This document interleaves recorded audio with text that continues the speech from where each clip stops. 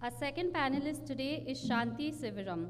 Shanti started her company Bling Entertainment in March 2007, in Star Screen Awards and FOI Online Awards in 2018 for her outstanding performance in Lipstick Under My Burqa. And with these women will be our moderator, Mr. Somnath Sen. I think women should rule the world. That's the way I think about it. This is not the first time I've had interactions on Women's Day, and I think one thing that we men miss is the ability to bring life into this world. Only women can bring life, which is why, if you've been following what's happening, the zeitgeist, India, Pakistan, Abhinandan, I've learned more about Abhinandan's mother than I've learned about him. That's really what our society is all about. You ladies are workers, you work, you're professionals, you're also mothers. So what I want to talk about is it more difficult being a woman in your work life? When I say work life, I just don't mean your professional life. What you do at home. I want to talk about your partners, how they contribute. Because a lot of my kids, when I interview them, I ask them, what do your parents do? They say, my dad's a businessman, he's a doctor, he's an engineer. And when I say, what does your mother do? They quiet down and say, oh, she's only a housewife. And I have to tell them that, I'm sorry, your mother works harder than your father does. Absolutely. Do you guys agree? Anybody here? Okay. All right. So let me start with Meghna because I know more about it. Okay, let's go. I'll start myself. I'll talk about my mother. मेरे पास माँ है. Shanti. Mic भी है आपके पास. Shanti. So tell me a little bit about your journey, and then we want to specifically talk about what impediments you faced as a woman. Hello, can you hear me? Thank you firstly for having me. It's nice to be here and chat about Big this. fan of your films, I've told you. Thank you so much. That's so kind of you. Although there are just 2 of them, it feels good. So the journey has been actually great so far, touch wood. I've only worked with amazing people who have only nurtured and allowed me to grow. So that's been a great, learning, because obviously there's going to be trouble and there's going to be roadblocks everywhere.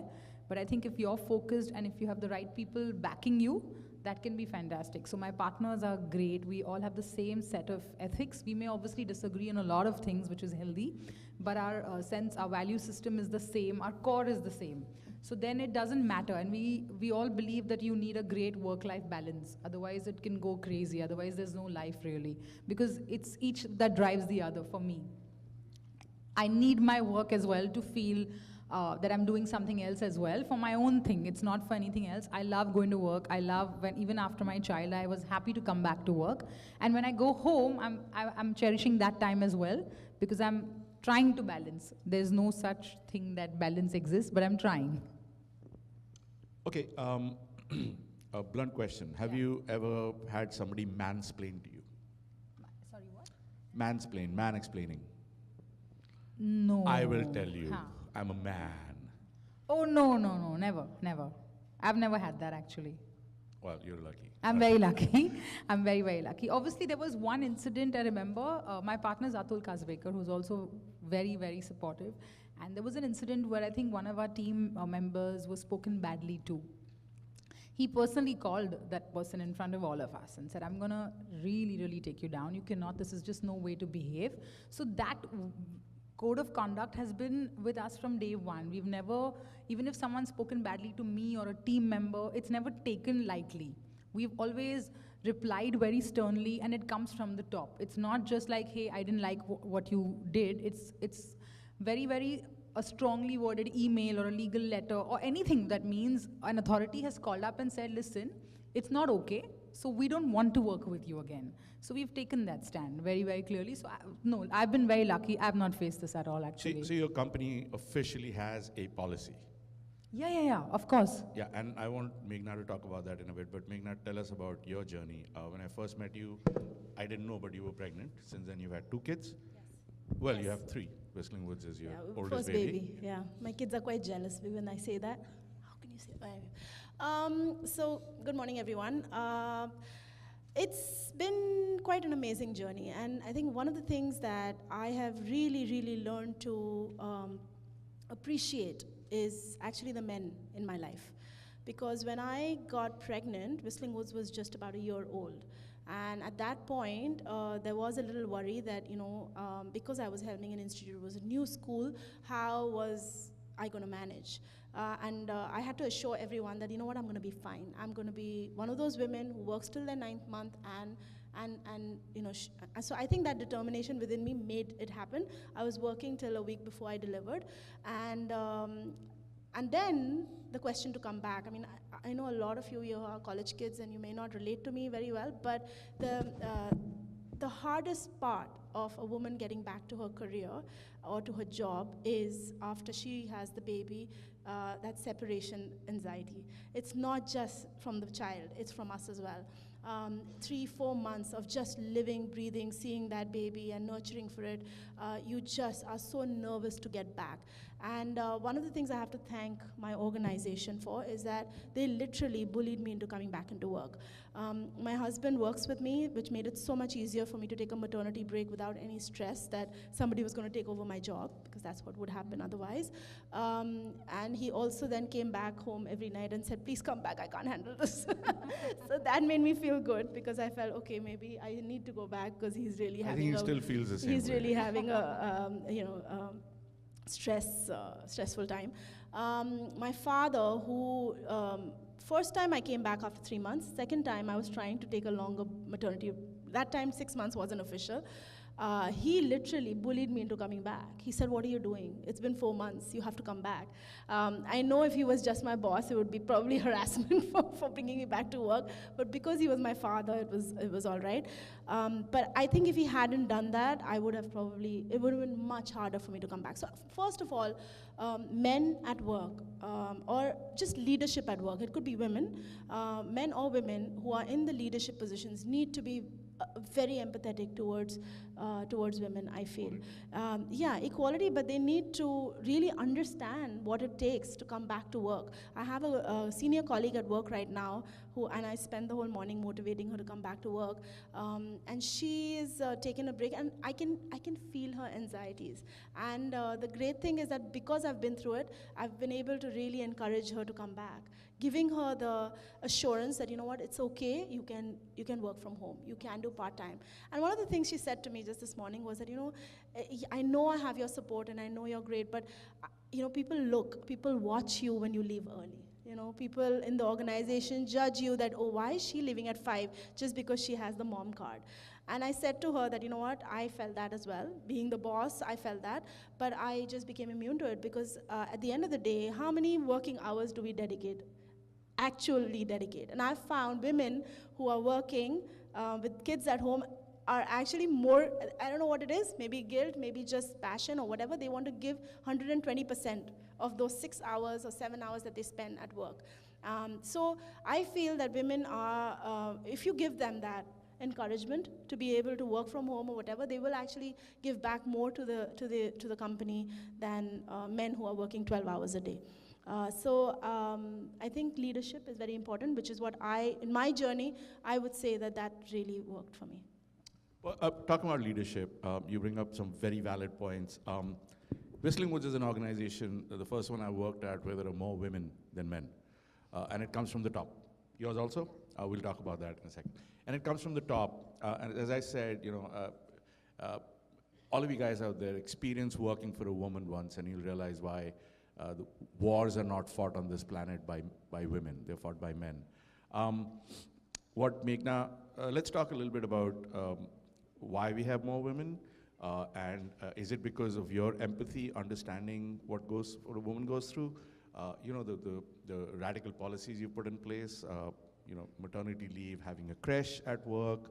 Let's talk a little bit about what you've personally done to empower the women on our campus.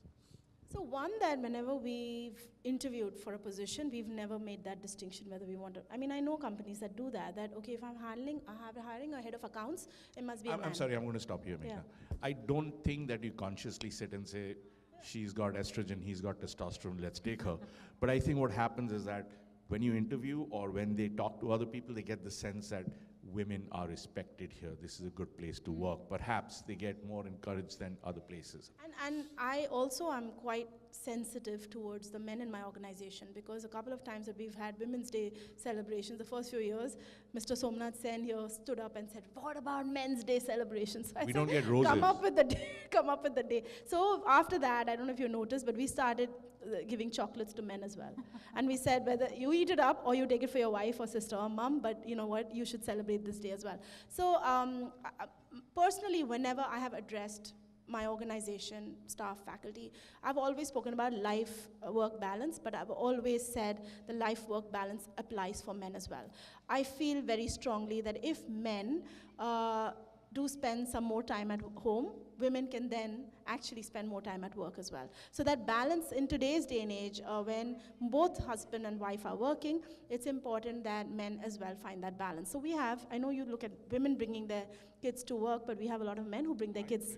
Yeah, I mean, he brings his son, but we have a lot of men bringing their kids at work. One of my favorite examples about our creche is that when I was when I just had my kids, I brought my kids from day one. Okay, from the time I started, I was feeding them, breastfeeding them at work, and I used to bring them up, and they had a room.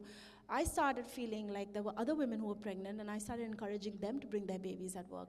And they had different sorts of problems. Like they said to me, "Ma'am, you know, we come by train, and how do we bring a small baby in the train? It's so much easier to just, you know, kind of leave the milk at home and leave them with our mom or mother-in-law." So I understood whatever works for them. But then I had an opportunity for another female colleague of mine who wanted to use the creche. And I said, great, we did it up, you know, put everything out there. A couple of weeks, no, sorry, the day she started, with her daughter came her husband. And her husband sat in the creche with the baby while she worked on a computer, Disha.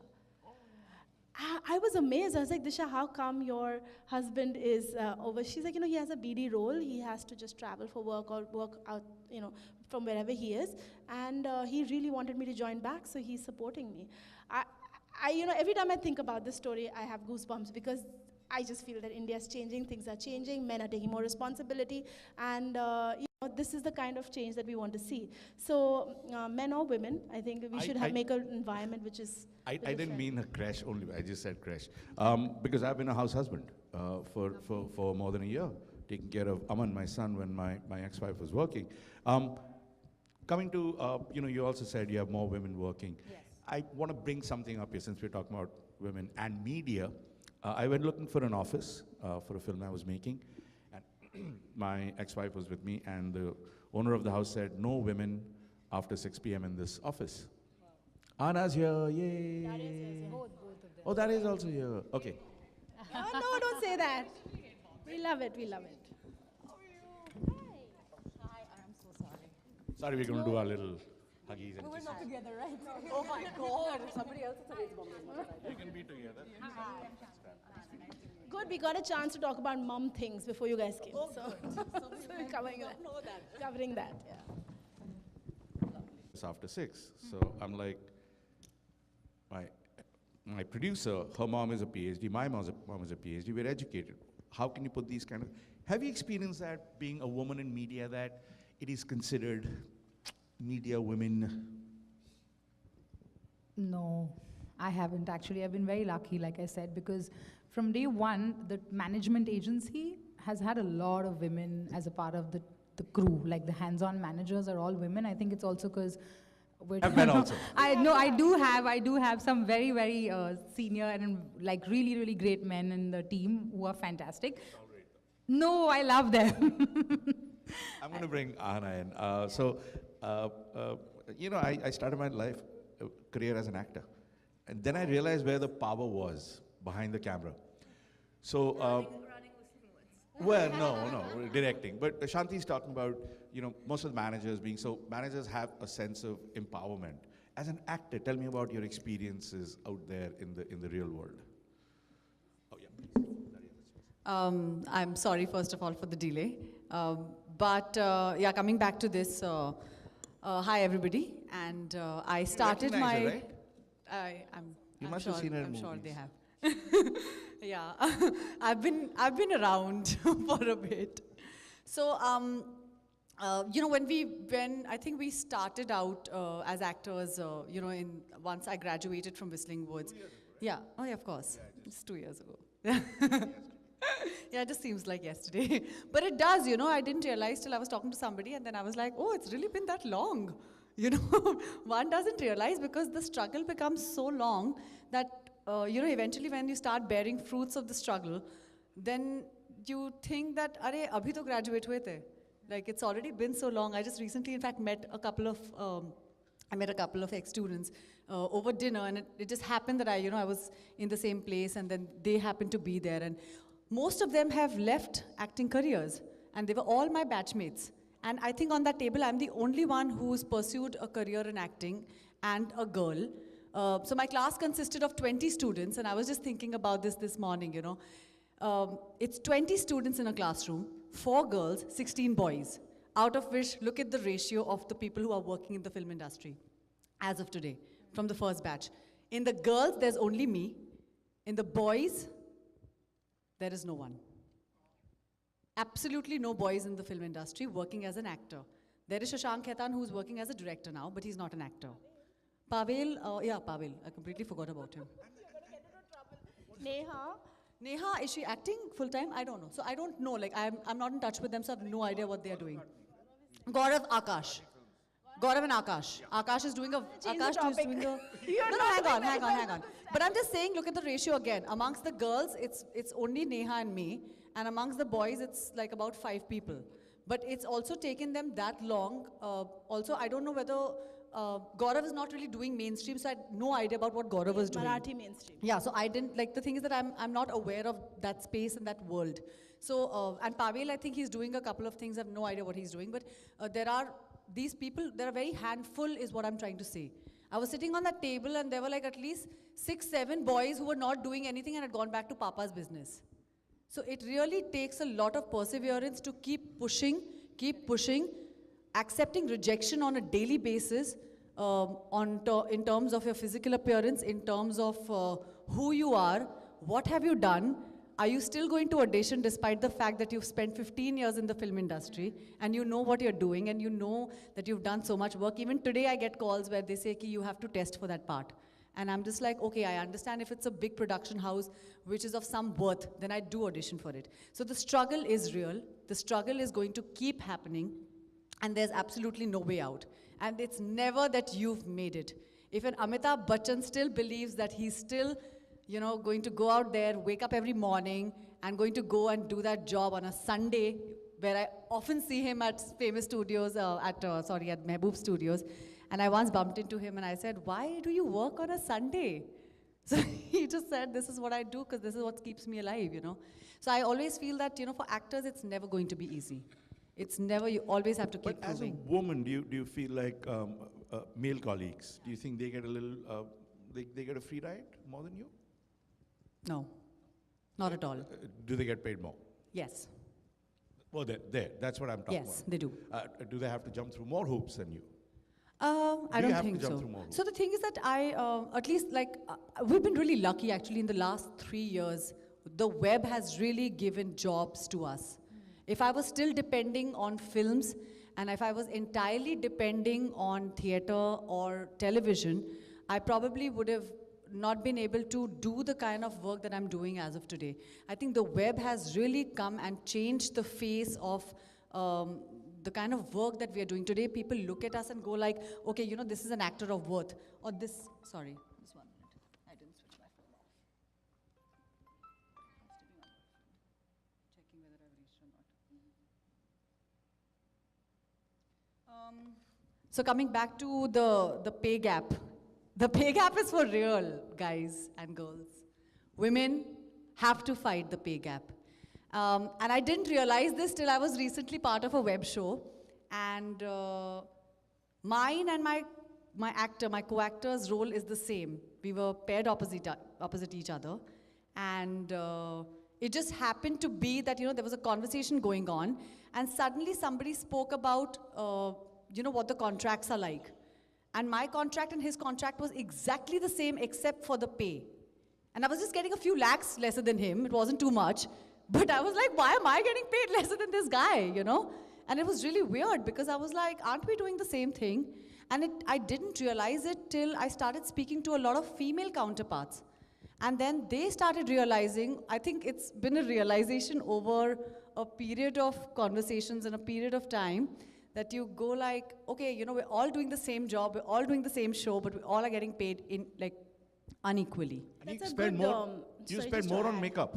Okay, sorry. You spend more time. Yeah, getting and made I up. am called But 1 hour can I- extra for hair and makeup. So if I'm, yeah, so you know what? If my contract says, if their contract says 12 hours, those guys turn up at 9 p.m. for a 9 p.m. shift.